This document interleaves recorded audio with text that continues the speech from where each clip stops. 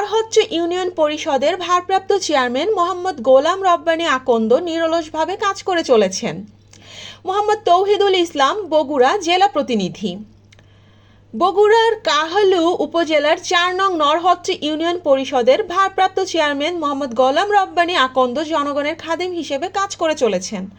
বুধবার ৫ই মে সকালে সাক্ষাৎকারে তিনি বলেন, চেয়ারম্যানের দায়িত্ব পাওয়ার পর থেকে রাস্তাঘাটের ব্যাপক উন্নয়ন সহ ভালো ভালো কাজ করে চলেছেন।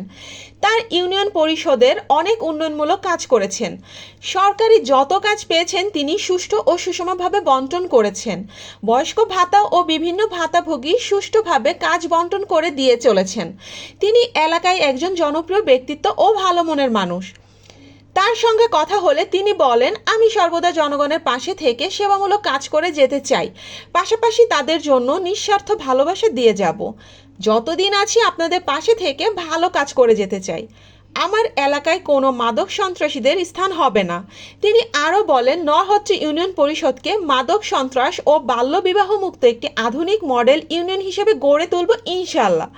সাক্ষাৎকার সময় উপস্থিত ছিলেন ইউপি প্রশাসনিক কর্মকর্তা, হিসাব সহকারী ইউপি সদস্য মোহাম্মদ আব্দুল মতিন, ৪ নং ওয়ার্ড মোহাম্মদ আব্দুল মান্নান, ৫ নং ওয়ার্ড মোহাম্মদ মমতাজ উদ্দিন, ৮ নং ওয়ার্ড মোসাম্মদ হোসনে আরা বুল।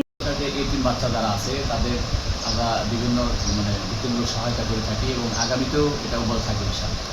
না, আপনার এলাকা কৃষি বান্ধব এলাকা, কৃষকদের জন্য আপনার এখান থেকে কি কি থাকে কৃষকদের জন্য?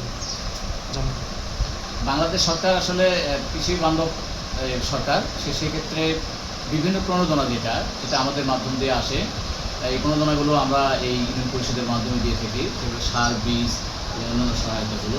তাছাড়া আমাদের নরহট্ট ইউনিয়নের যে বাজেট, সে বাজেটেও আমরা কৃষির উপরে মোটামুটি একটা অ্যামাউন্ট রাখি। আচ্ছা, সর্বশেষ আপনার এই যে নরহট্ট ইউনিয়ন পরিষদকে আপনি কিভাবে দেখতে চাচ্ছেন? আপনার নরহট্ট ইউনিয়ন পরিষদকে আপনি কিভাবে দেখতে চাচ্ছেন সামনেতে? আমি আগামীতে নরহট্ট ইউনিয়নকে একটি আধুনিক মডেল ইউনিয়ন হিসেবে আমি গড়ে তুলতে চাই, এটি ব্যাপার।